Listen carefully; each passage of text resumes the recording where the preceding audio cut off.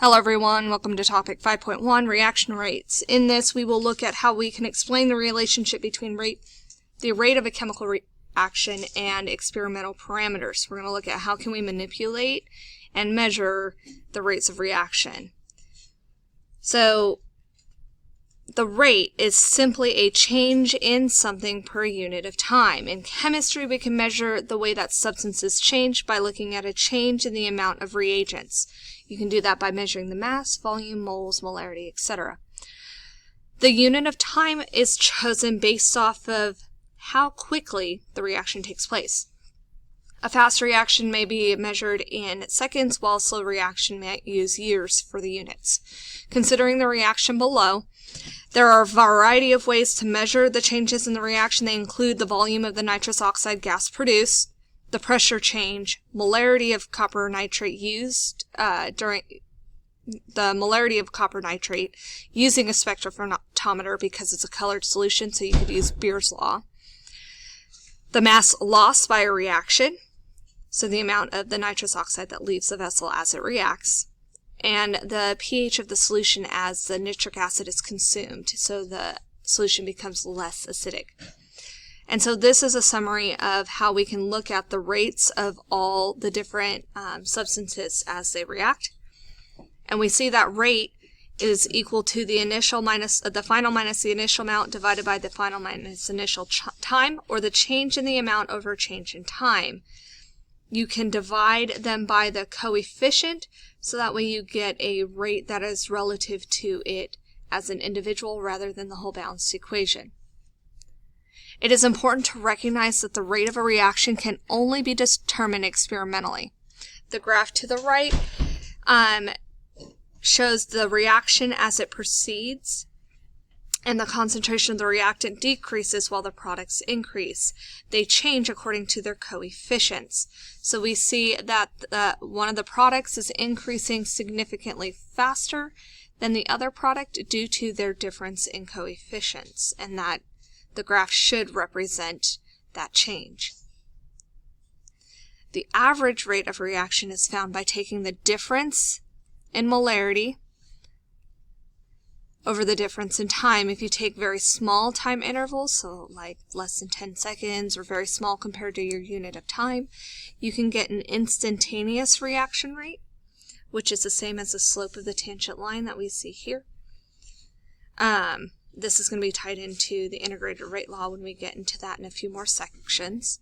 You can also look at the initial rate at the beginning, which is usually for the first interval on the graph.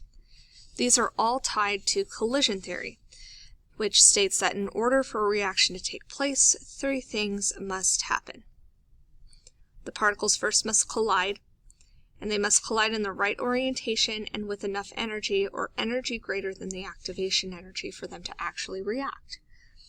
The activation energy, as a note, is the threshold energy. It's the minimum amount of energy for the reaction to actually take place, like enough energy to break the bonds, so that way the atoms can rearrange.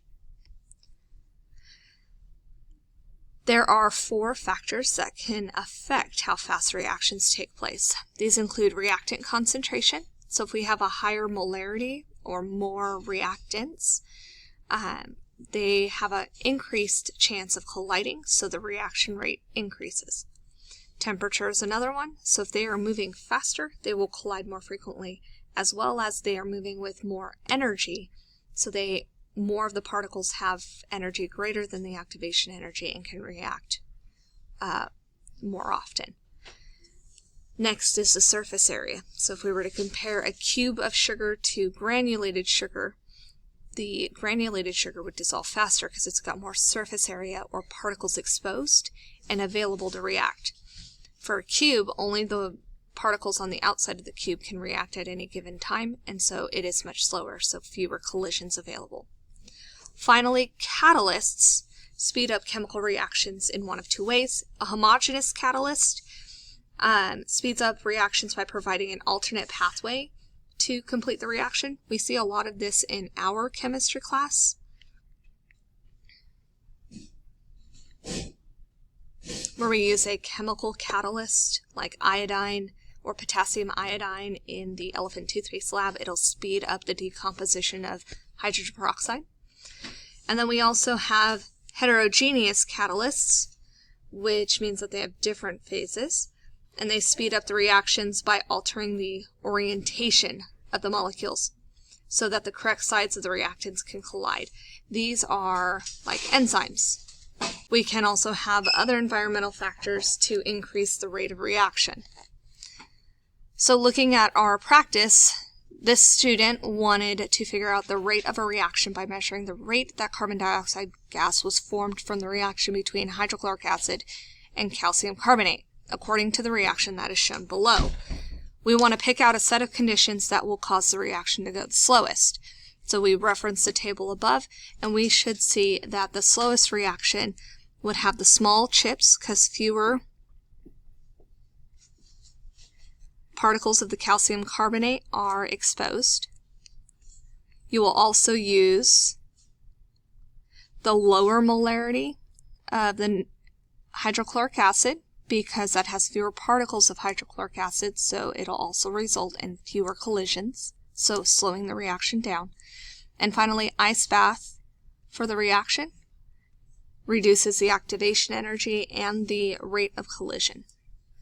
To increase that, you would pick the opposite. So we would use powdered calcium carbonate because more particles are exposed.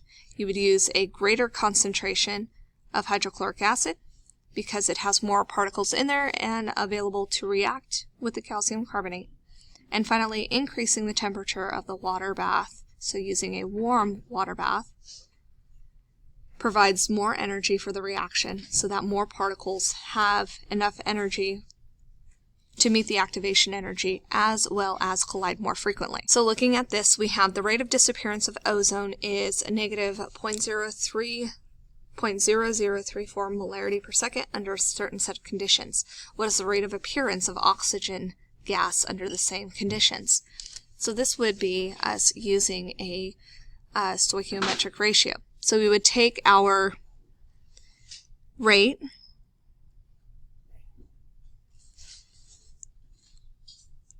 and we can use the mole ratio in the reaction to change it from the ozone to oxygen. Now, since we're using ozone for this because it's a rate, we have to indicate that ozone is a reactant by putting a negative sign and then the 2 because it is used or consumed in the reaction. And then on top for oxygen gas, it is a positive 3 from the reaction because it is being produced. So using some math and your calculator, you would take the 0.0034 times 3, then divide by the bottom number, divided by 2, should give you a positive, because the 2 negatives make a positive, 0.0051 molarity per second for the oxygen gas. Now, to determine this for the rate of the reaction, you would do the same thing, but we have to remember that this is for one reaction. So we would take our initial rate, and we could use the rate of oxygen gas too, but I'm just going to use the one provided. So this is for O3.